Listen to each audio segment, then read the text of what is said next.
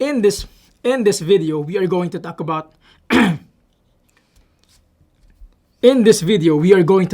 how perfect this lens is.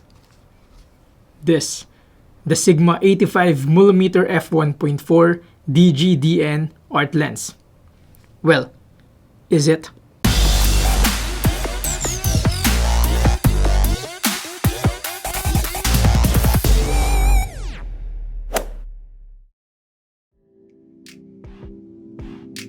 Before anything else, I'd like to officially welcome you to my channel. Thank you for making it past the intro. If you are into cameras, gadgets, technologies, all that good stuff, please do subscribe and hit that notification bell if you haven't yet. In that case, you won't miss out on anything from this channel. Having that out of the way, let's dive right into the topic.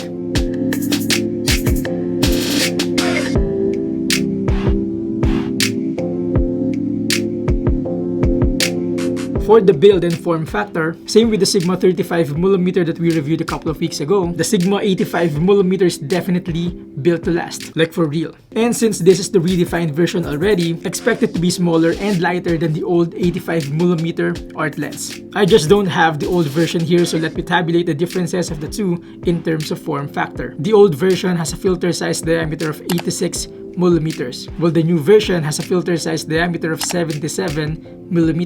As for the dimensions, the old version is 94.7mm by 152.2mm, while the new version is just 82.8mm by 96.1mm. As you can see, we got a massive difference in height there. Lastly, for the weight, are you ready?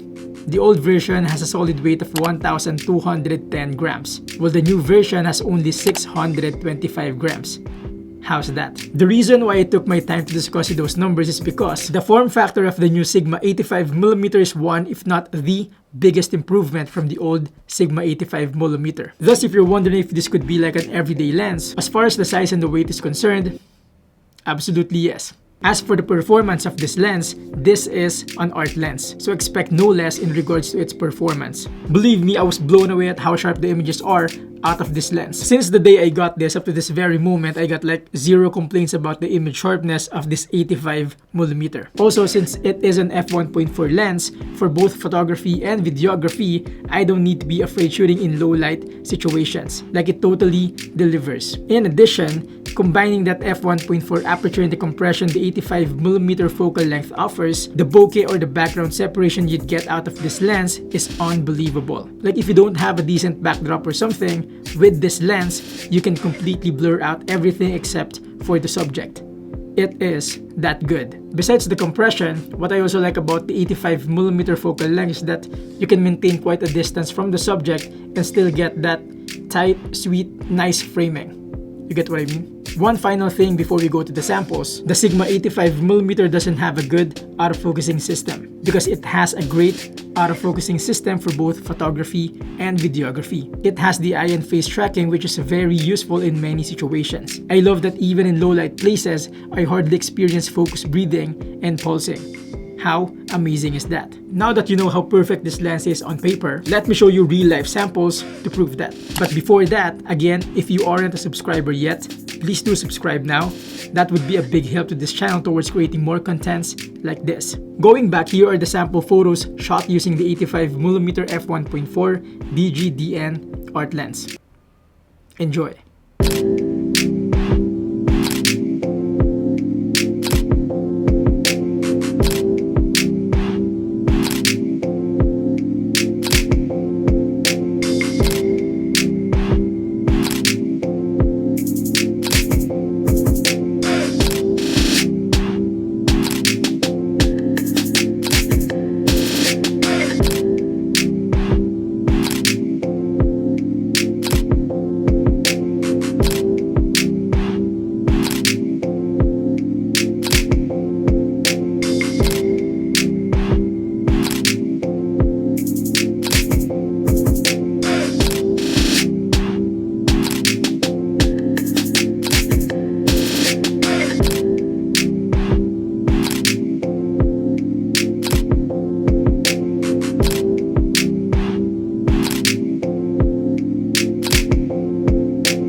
There you have it, ladies and gentlemen. But you might be thinking, how about for videos? Is this lens any good? I'd say Yes. As a matter of fact, I've been using this lens for my B-roll shots recently. The combination of the compression and the f1.4 is just perfect to make the subject to pop out of the background. Not to mention again, its image sharpness that gives so much details. Very, very nice. Finally, as for a conclusion, this Sigma 85mm in my opinion is not just ideal, but perfect for portraits, product shoots, street photography, and even B-roll shots. However, I personally think that this is best for photography and not videography. Because if there's one thing this lens is missing, that is the stabilization. Yes, you heard it right. This lens doesn't have any form of stabilization. Although I get that this is a full frame lens, so it's meant for cameras that have in-body image stabilization. So yeah, might not. So yes, that might not be a big deal, but I just thought of mentioning that. But nevertheless, this could be one of my all-time favorite lenses. It is that good. As we close, this lens works perfectly fine as well on an APS-C body such as the Sony a6400. So if you're using a crop sensor now and you want to start investing on full-frame lenses, you might want to consider this lens. There you go, folks. I am sure I wasn't able to cover everything, so let me know your thoughts in the comment section, or we can connect on Instagram or on Facebook. As I end, if you're getting value from this video, please do like and subscribe for more not super technical but rather practical approach to gadgets and technologies. Until then, thank you for watching.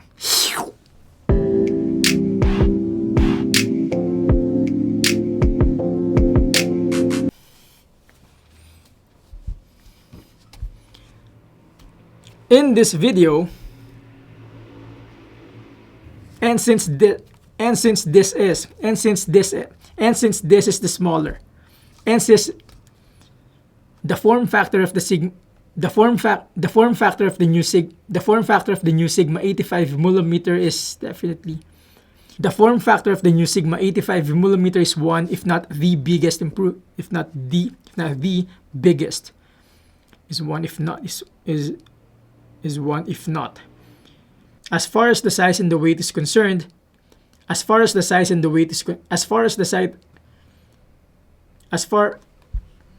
believe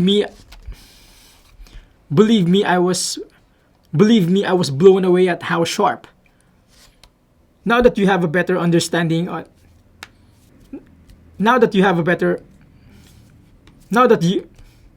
this Sigma 85mm is perfect for portraits,